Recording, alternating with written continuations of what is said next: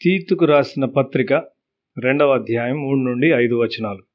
వృద్ధ స్త్రీలు కొండెకత్తెలను మిగుల మద్యపానాసక్తులనై ఉండక ప్రవర్తనయందు భయభక్తులు గలవారై ఉండవలననియు, దేవుని వాక్యము దూషింపబడకుండునట్లు యవన స్త్రీలు తమ భర్తలకు లోబడి ఉండి తమ భర్తలను శిశువులను ప్రేమించువారును స్వస్థ బుద్ధి గలవారును పవిత్రులను ఇంట ఉండి పనిచేసుకుని వారును మంచివారునై ఉండవలనని బుద్ధి చెప్పుచు మంచి ఉపదేశము చేయువారునై ఉండవలననియు బోధించుము.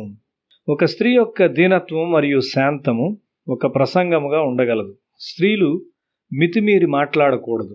ఒక స్త్రీ మితిమీరి మాట్లాడినట్లయితే ఆమె ఎట్లు ప్రార్థించగలదు? ఆమె తన భర్తను పిల్లలను ఎట్లు కాపాడగలదు? ఒక దైవభక్తి గల స్త్రీకి మితిమీరి మాట్లాడుటకు పని లేదు. భర్తలను ప్రేమించుచు అని 4వ వచనంలో చదువుచున్నాం. ఇదెందుకు ప్రస్తావించబడింది? భర్త వచ్చినప్పుడు భోజనము సిద్ధము చేయబడును, ఒక సందేశము కూడా సిద్ధము చేయబడాలి. ప్రేమ ఆ స్థాయిలో ఉండాలి. ఒక దైవభక్తి గల స్త్రీ తన సమయమునంతా ఏమి ధరించుకోవాలో అని వస్త్రములను ఎంచుకొనుటకు వెచ్చించకూడదు. ఒక స్త్రీ భర్తను దేవుని ఆత్మతో ప్రేమించినట్లయితే అతడు ఎన్నడూ దారి తప్పిపోడు.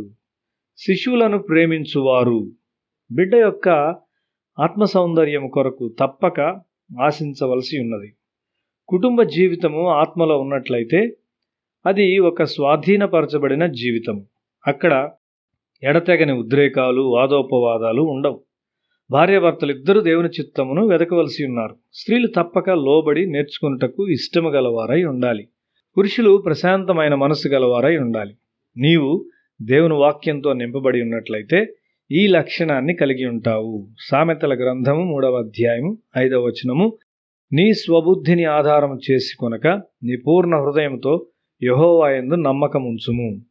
నన్ను నేను ఎట్లు భద్రపరచుకోవాలో నాకు తెలియను అని ఒక వ్యక్తి నాతో చెప్పాడు. ఆ తరువాత అతడు పాపములో పడిపోయాడు. మనలో గర్వమున్నది. మనకు సమస్తము తెలియనని మనము తలంచుదుము. గర్వపు ఆత్మ మనలను పట్టుకుంటుంది. తగ్గించుకొనుట చాలా కష్టంగా ఉండును. సామెతల గ్రంథం 3వ అధ్యాయం 7వ వచనంలో, నేను జ్ఞానిని గదా అని నీవు అనుకొనవద్దు, యెహోవా యందు భయభక్తులు కలిగి చెడుతనం విడిచిపెట్టుము. దేవుని ఆత్మ మనకు కొన్ని విషయాలను అధికార స్వరంతో చెప్పును. వాటిలో ఒకటి ఏదనగా మనము ఒక మంచి పద్ధతిని ఏర్పాటు చేసుకోవాలి. ఒక యవనస్తుడు ఇక్కడ ఉండేవాడు. అతని జీవితము ఒక మంచి క్రమము కలిగినది. అతడు విదేశములకు వెళ్ళినప్పటికీ అతని జీవిత విధానంలో పరిపూర్ణత గలవాడుగా ఉండినాడు. తినుటలో కూడా నీవు ఒక పద్ధతి కలిగిన వాడిగా ఉండాలి. నీ యవనము నీకు మరలా రాదు. 20 సంవత్సరముల తరువాత నీవు ఇప్పుడున్నంత యవనములో ఉండలేవు. ఈ వయసులో నీవు జీవించే జీవితము నీవు తరువాత ప్రసంగించే నాటికి నీకు బలముగా ఉండును. నీ భవిష్యత్తు దేవుని చేతుల్లో ఉన్నది. దేవుడు నీ జీవితం పట్ల ఇష్టము కలిగి ఉన్నాడు. ఆయన నీ మీద అధికారము కలిగి ఉన్నట్లయితే చీకటి శక్తులకు నీ జీవితంలో పాలిభాగం ఉండదు. అటువంటి జీవితమునకు దానియేలు ఒక మాదిరిగా ఉన్నాడు. దేవుడు కాపాడుట మాత్రమే కాదు గాని ఆయన మనలను నడిపించును మరియు దీవించును. ఆయన వాక్యమును నీవు నమ్మినట్లయితే నీవు దీవించబడతావు.